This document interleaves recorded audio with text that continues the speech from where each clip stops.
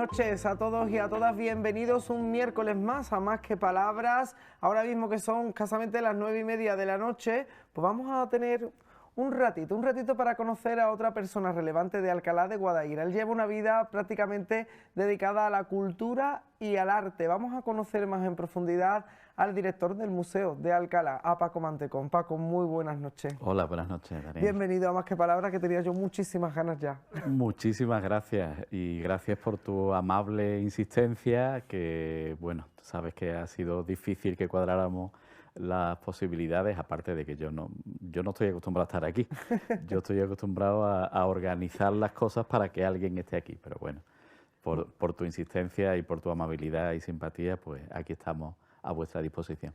Muchísimas gracias, Paco. Empezamos, tu vida, empezamos. ¿Tú naciste en Alcalá de Guadaira? Sí, efectivamente. ¿Y esa infancia, cómo fue? Bueno, la infancia siempre es un territorio bonito y que uno recuerda con agrado, ¿no?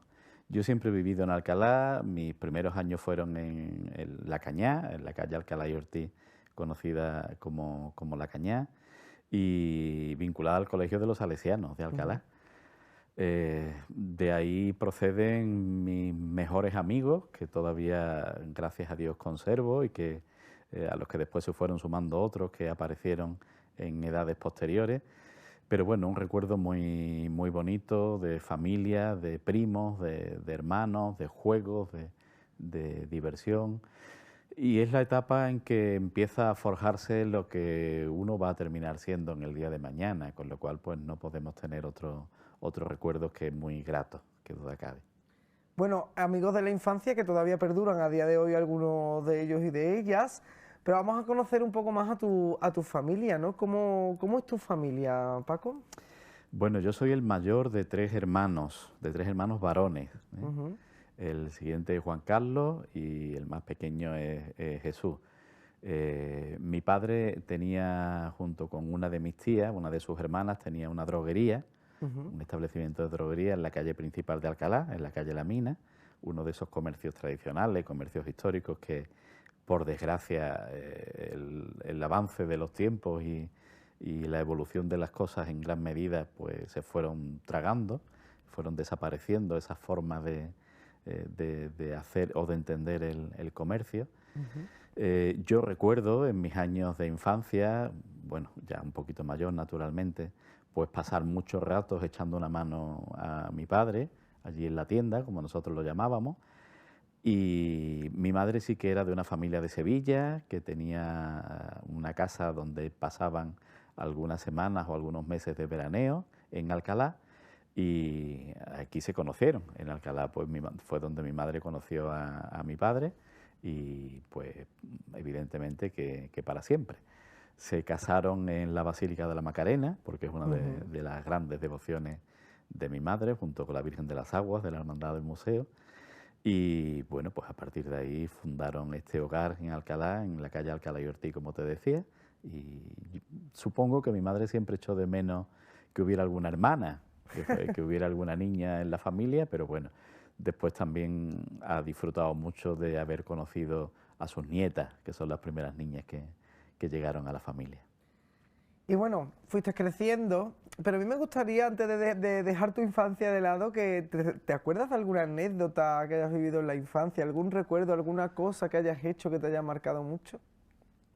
Tanto como alguna anécdota, no sé, quizás no me alcance la memoria a tantos detalles, ¿no? Recuerdo, como te decía, todo lo vinculado con mi colegio de los Salesianos.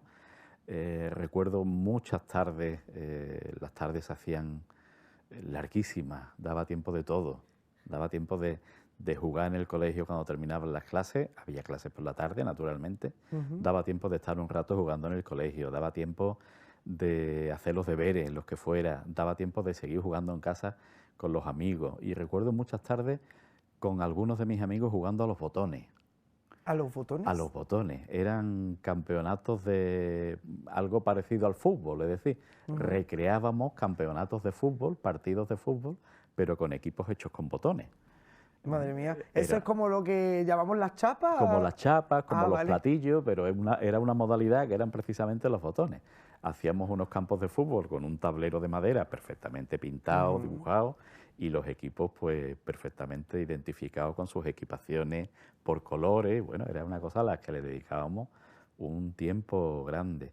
Pero si me permite, y ahora que lo estoy pensando, por mencionar un recuerdo que creo que marcó en buena medida en lo que vendría después,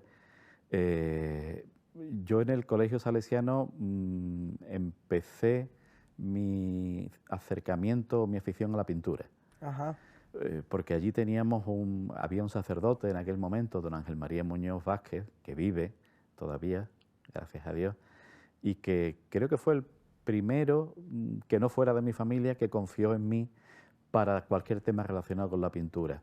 Mi abuelo Juan, abuelo por parte de madre, trabajaba en una papelería de Sevilla, la papelería de Domingo de Caso, que también existe todavía en la Plaza del Salvador, y él siempre por mi cumpleaños, me veía ya algunas dotes de estar siempre dibujando y demás, y siempre por mi cumpleaños me regalaba alguna cosita relacionada con la pintura. Mi primer maletín de óleo me lo regaló él, mi primera cajita de acuarela me la regaló él, y él siempre me insistía mucho en que tenía que visitar exposiciones, y me acompañaba con frecuencia, me llevaba a ver exposiciones de pintura. Y después de él, pues don Ángel María, este sacerdote que te decía, pues confió en mí.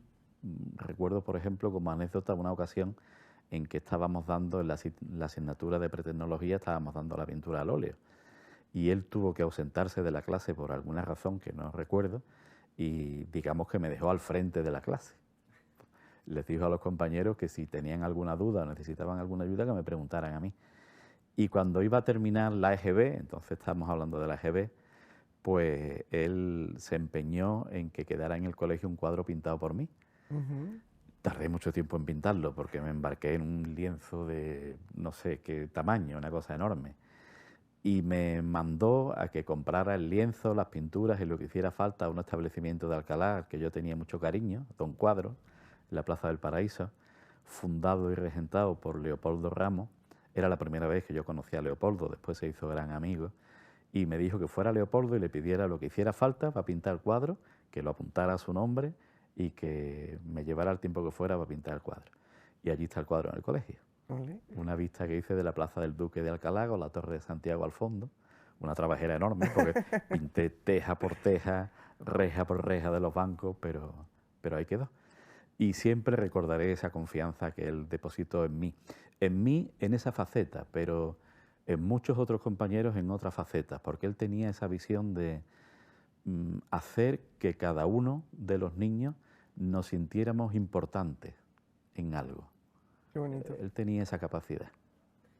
Bueno, y dejando el tema familiar, forjas tu familia, ¿no, Paco? En Alcalá de Guadaira. Claro. Cuéntanos un poquito. Tiempo después. Bueno, pues pasando el tiempo y entre muchos amigos y amigas que nos juntábamos en la época de adolescencia y demás, pues conozco a la que ahora es mi mujer, a Rocío, y bueno, pues con ella fundamos un eslabón más de esa cadena que es siempre nuestra familia, y tengo 2 hijas, de las que estoy orgullosísimo y a las que quiero enormemente, como cualquier padre, a sus hijos y a sus hijas, y que, bueno, pues que ahora una ya ha terminado sus estudios. Bueno, nunca se terminan los estudios, siempre hay que seguir aprendiendo, y la otra pues seguramente terminará este año, todo apunta a que terminará este año, con lo cual te puedes imaginar que ya tienen también una vida bastante encaminada. Totalmente. Y una gran familia a la que no dejaré nunca de recordar y de nombrar, que bueno, que son todos los que se han ido sumando, incorporando como primos, sobrinos, sobrinas, etcétera, cuñados, cuñadas, pero especialmente mis muchos amigos y amigas a los que llevo siempre en el corazón. Bueno, hiciste tu formación académica, la EGB, hemos estado hablando de los salesianos, pero le das un toque a la pintura y te decides por estudiar Bellas Artes. Cuéntanos cómo surge cómo se te enciende la bombilla de estudiar Bellas Artes. Pues la bombilla tardó en encenderse. Sí, fue casi una decisión muy de última hora. Verás, como te decía, a mí siempre me había gustado dibujar, pintar, todo lo relacionado con la pintura. Pero yo desde chico, por alguna razón, yo siempre dije que iba a estudiar medicina. Siempre. Y terminando el instituto, pues, y haciendo la selectividad, yo seguía con esa intención. Pero sucedió que cuando acabé la selectividad, pues no tuve nota para entrar en medicina. Eso que ahora le sucede a casi todas las carreras, que hay que sacar unas notazas, en mi época era solamente con medicina y tal vez con enfermería, pero no estoy seguro. Me faltó una décima para entrar en medicina. Pero yo creo mucho en que Dios va conduciendo nuestra vida y que las cosas suceden por algo. Y así sería también en ese momento. Yo ya tenía ese rum de que tener que elegir, tener que optar por una cosa o por otra, al final iba a ser dejar un camino atrás que seguramente me hubiera deparado algo. Y quizás las circunstancias decidieron por mí. Y bueno, pues en ese momento en que podía haber optado por estudiar otra cosa como curso puente para después intentar de nuevo entrar en medicina o algo, pues ese fue el momento de decidir que yo me metí en Bellas Artes. Llegué un poquito tarde, porque ya el plazo de matrícula estaba acabado. El primer curso de Bellas Artes tuve que hacerlo como estudiante libre, matriculándome por libre. Algunos profesores me echaron una mano para poder acceder, poder estar presencialmente en algunas clases, en otras asignaturas no. Tuve que prepararme por mi cuenta y después presentarme a los exámenes finales, pero bueno, la verdad es que hoy por hoy pues no descarto que me hubiera gustado estudiar medicina, no digo lo contrario, pero desde luego estoy muy satisfecho y me ha deparado muchísimas alegrías haber estudiado Bellas Artes. Hoy por hoy pienso que la pintura es lo más maravilloso que ha creado el ser humano. Y lo siento por otras profesiones a las que respeto y admiro a quienes la ejercen, pero para mí la pintura al final se ha convertido en algo importantísimo en mi vida en cuanto a las satisfacciones y las alegrías que me ha deparado. Hombre, es uno de los artes más grandes que tenemos en la humanidad, con lo cual la pintura, sin duda alguna. Bueno, pero ¿qué estilo de pintura te caracteriza a ti, Paco? Como ejercicio de la pintura, no el que más me guste. Pues una pintura, yo siempre he ejercido una pintura muy figurativa, muy naturalista, con un punto de poética, de ensoñación, quizás porque me gusta también mucho la literatura, me encanta la poesía y siempre mi pintura ha tenido una vinculación muy literaria. De hecho, siempre me ha gustado mucho poner títulos a los cuadros y que los títulos ya estuvieran diciendo algo de lo que el cuadro quisiera decir. Pero eso como creador o como pintor, si se me puede llamar de esa manera, que por momentos me parece demasiado atrevido, pero como aficionado o como estudioso o como investigador de la pintura, pues me gustan otras muchas cosas. Creo que cualquier faceta, cualquier estilo de la pintura me puede gustar.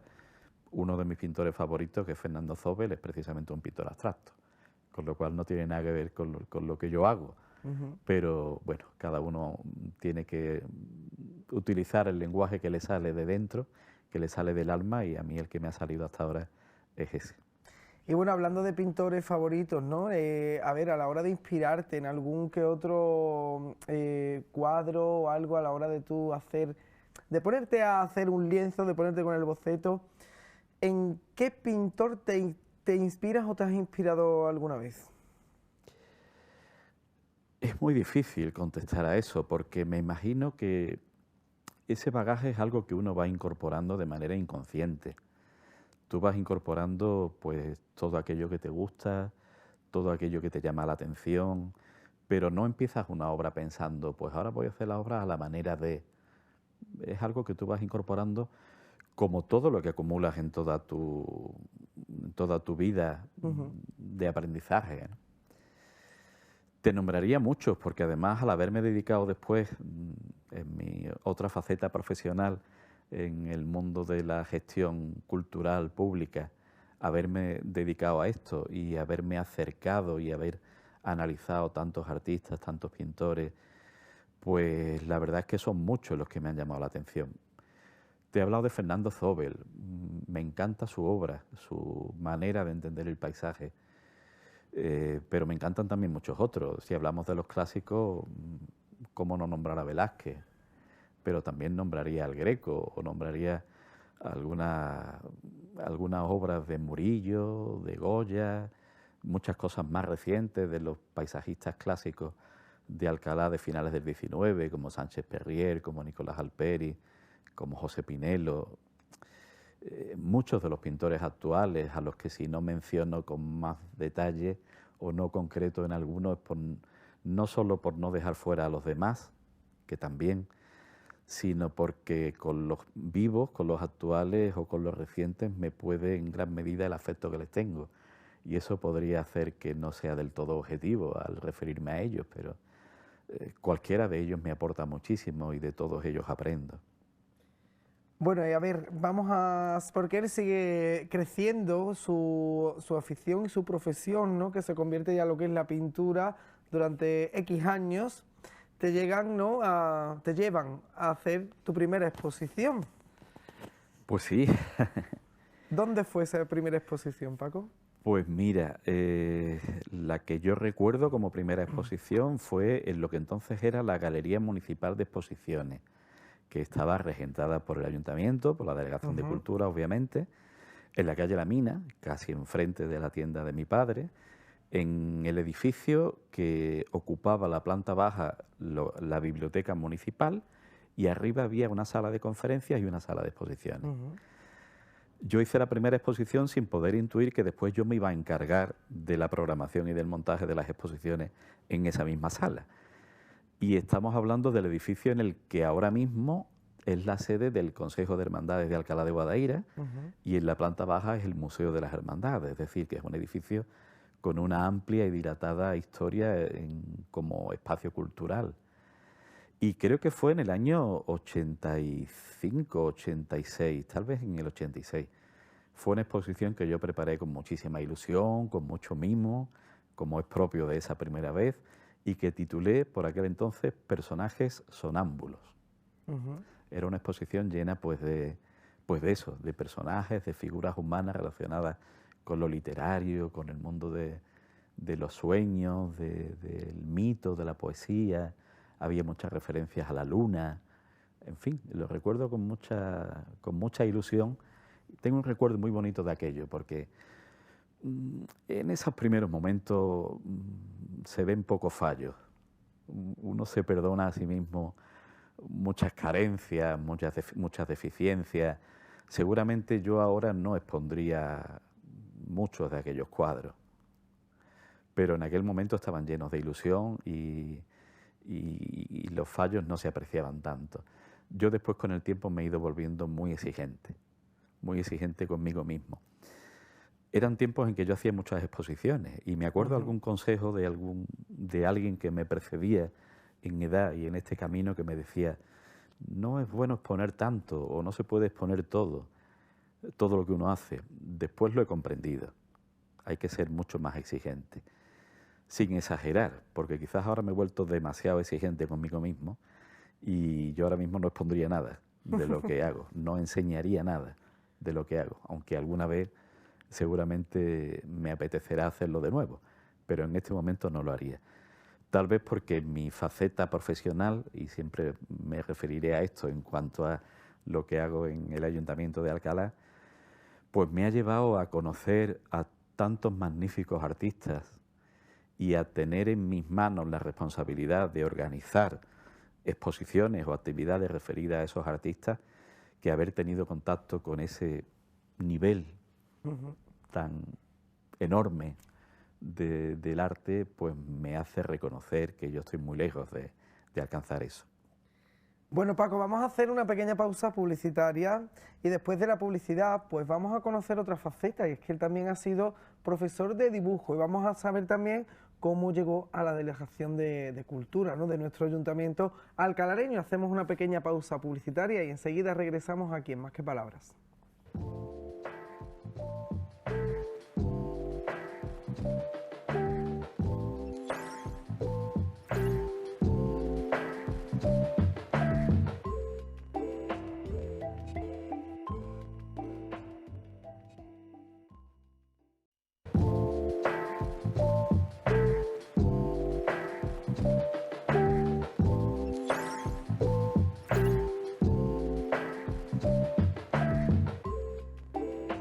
como bien le decía antes de la publicidad, vamos a conocer otra faceta de Paco. Paco, a ver, profesor de dibujo también, ¿cómo fue esa época y esa experiencia para ti? Fue una experiencia muy breve.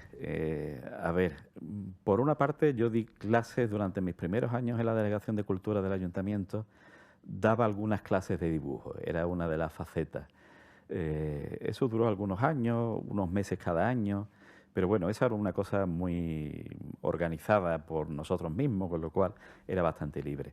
Pero más bien te refieres quizás a unos meses en que tuve la oportunidad de dar clases en los Salesianos de Triana. Y eso fue justo al terminar la carrera, ¿eh? Yo termino la carrera pues pensando, como muchos licenciados, que mi salida, mi camino profesional va a ser dar clases de secundaria. Y entonces yo empecé a prepararme todo, la mesa, los apuntes, los lápices, los rotuladores, para empezar a prepararme unas oposiciones. Y a los muy pocos meses, porque fue, si terminé la carrera en un mes de junio, pues en enero siguiente, me surge la oportunidad de, se ha quedado libre una plaza de profesor de dibujo, como te digo, en el Colegio Salesiano de Triana, y me llaman como antiguo alumno salesiano por si quiero ocuparla. Y tuve la oportunidad de dar clases. Y fue una experiencia bonita en algunos aspectos, pero más bonita aún porque me ayudó a descubrir que eso no es lo mío. Con lo cual, pues yo pude dar por cerrado un camino. Que cuando uno tiene que optar entre distintas alternativas, eso es una cosa muy positiva, porque te deja muy tranquilo. Es decir, mira, Sí. he tenido la oportunidad de comprobar que ese camino no es el mío y por lo tanto me tengo que dedicar a otra cosa. Y coincidió que estando precisamente dando clases, tuve que hacerlo compatible, pues también en esos meses me hicieron mi primer contrato en la Delegación de Cultura del Ayuntamiento de Alcalá. Eran unos planes de empleo que se llamaban entonces Andalucía Joven.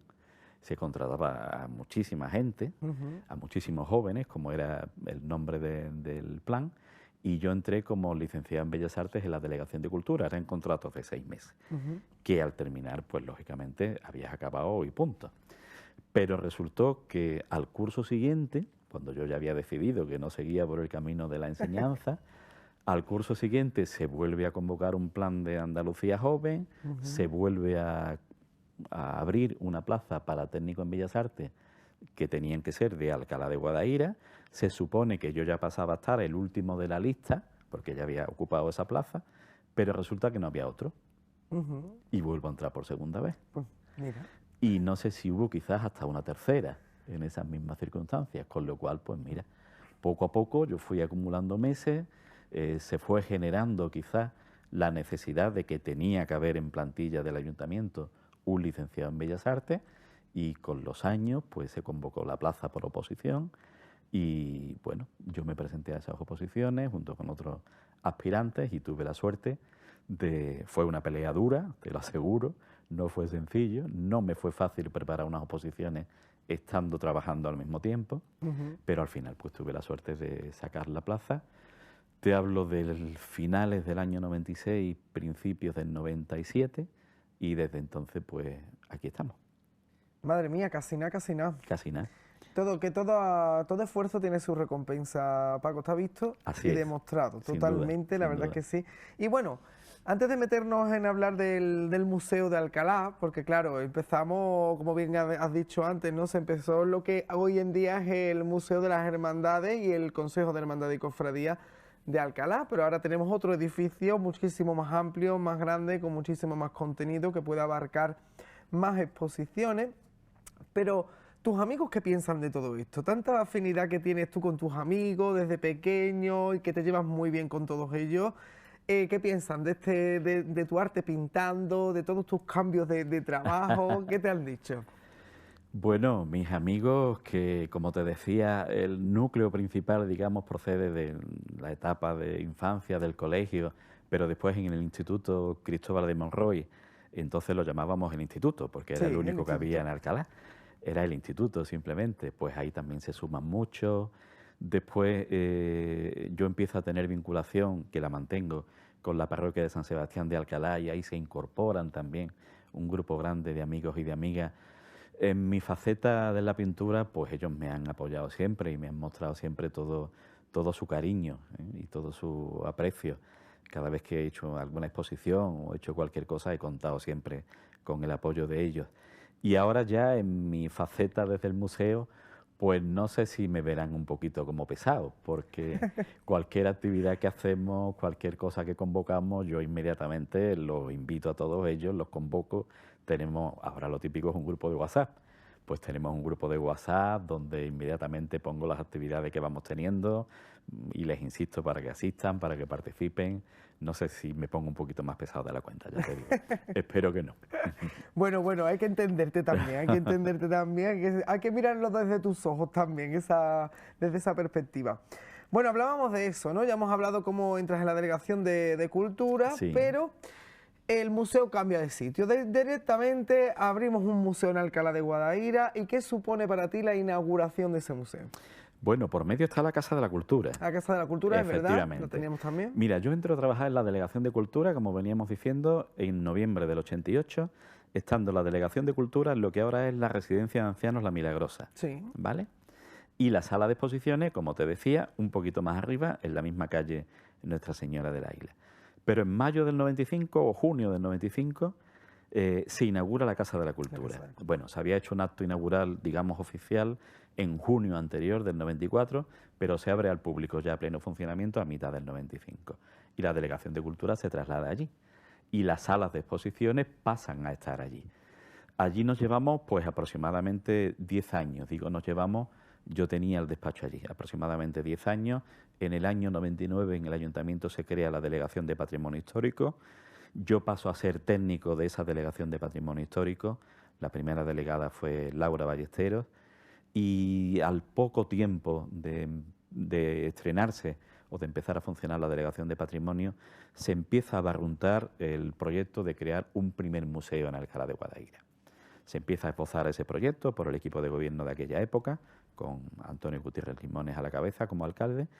Y bueno, pues digamos que ponemos los ojos en esta nave que actualmente ocupa el museo, que era uno de los pocos edificios que quedaron en pie de las antiguas instalaciones de la fábrica de Idógora, actualmente el Parque Centro de Alcalá.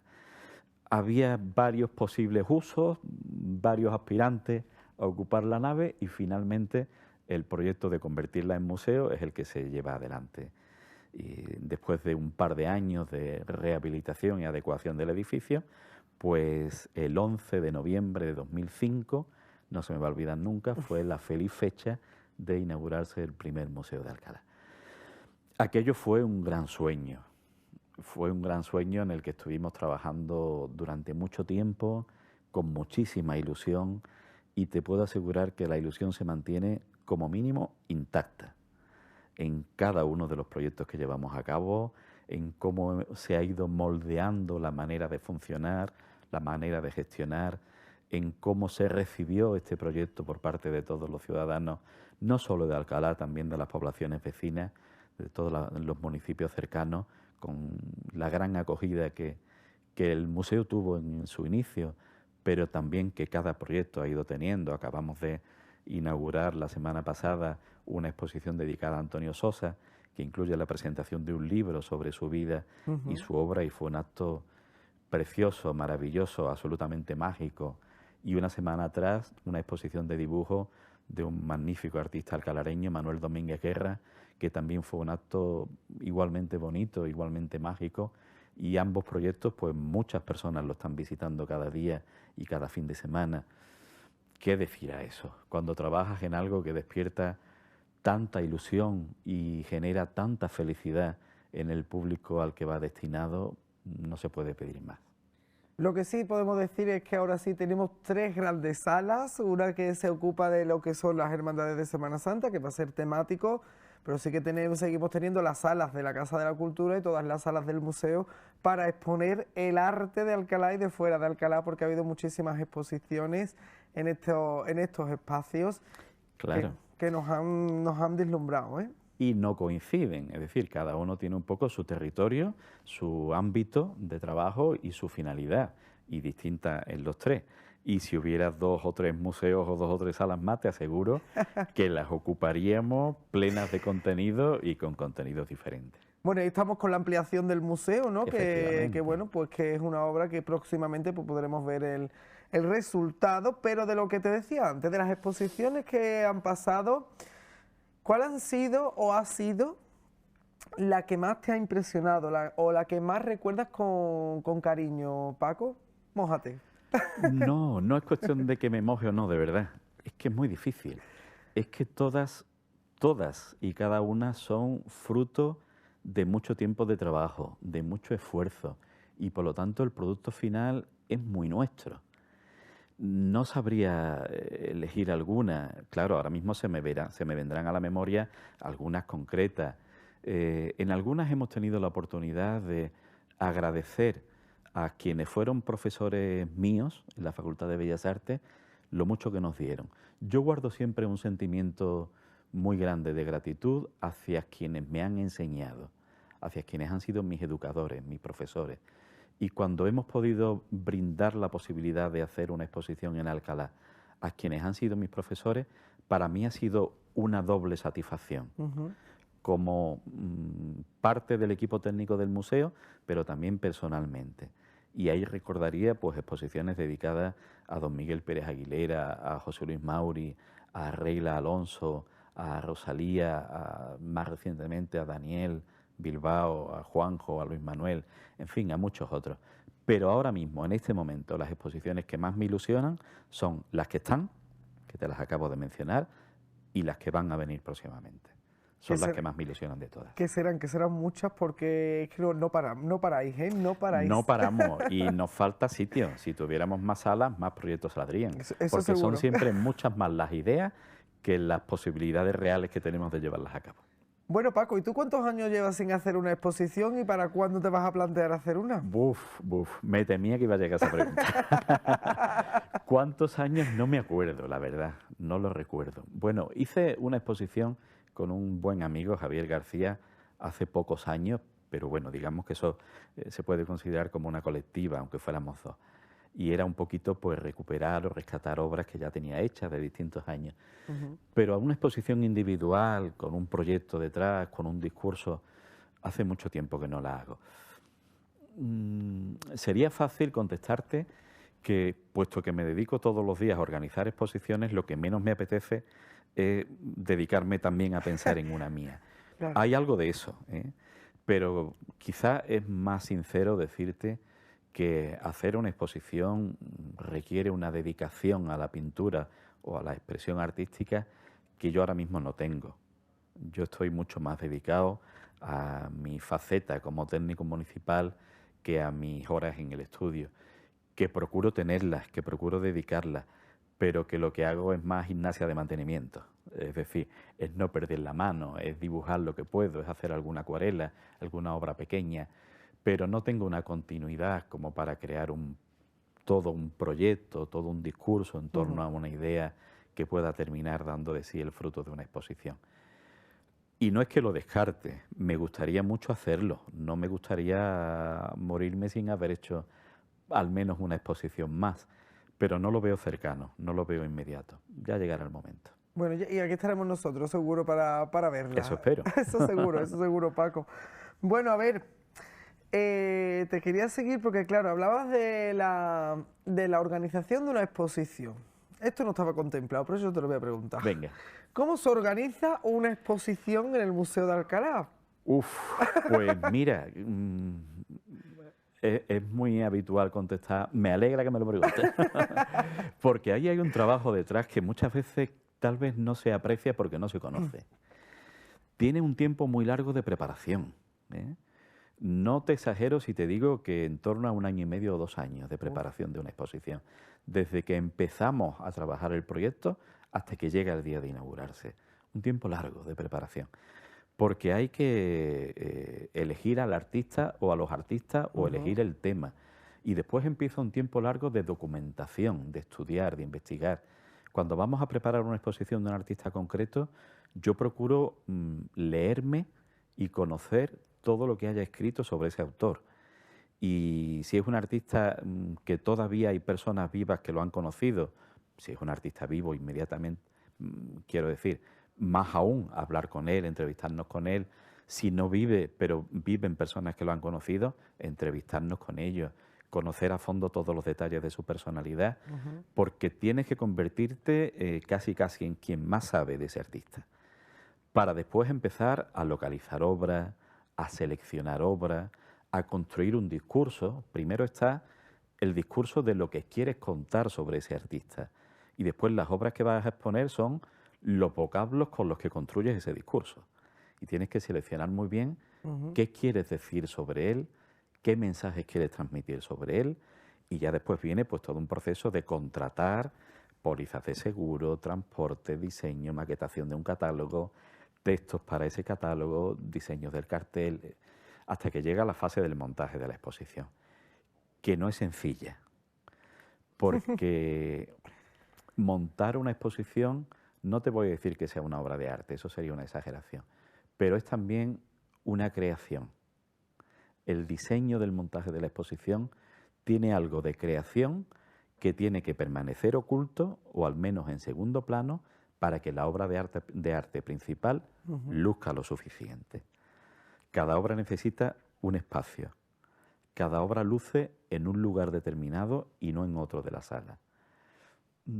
Es muy importante cómo estén colocadas, a qué altura, cómo esté iluminada, en qué orden, qué te vas a encontrar primero y qué obra va a ser la última que vas a ver antes de marcharte de la sala. Todo eso es una labor muy meditada y muy reflexionada, pero muy bonita. Madre mía, o sea que tienen trabajazo, pero trabajazo, la verdad es que sí, es Claro, mucho comedero de coco. Mucho comedero de coco, como tú lo has llamado, pero a veces cuesta llamar trabajo porque solemos entender trabajo como sinónimo de esfuerzo, lo es, qué duda cabe, pero es tan hermoso que es una suerte trabajar en eso. Oye Paco, ¿y dónde te ha llevado a ti el arte? ¿Qué museos del mundo has visitado? Bueno, no creas que muchos, no he sido de muchos viajes, no, porque además, bueno, he visitado algunos, por supuesto que sí. Soy más de museos pequeños, de museos abarcables. Me vienen muy grandes los grandes museos como el Louvre, por ejemplo, ¿no? No están hechos a una escala humana.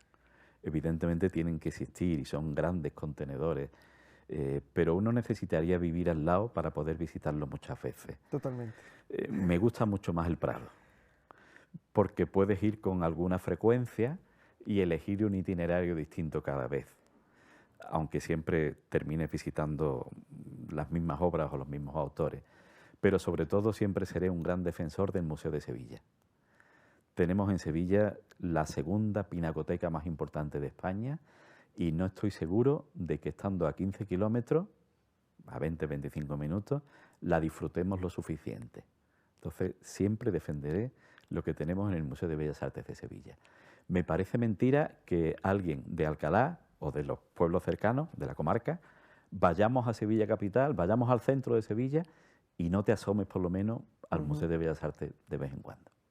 Hay que ir porque ya que lo tenemos aquí al lado y tenemos, vamos, oro prácticamente en ese edificio.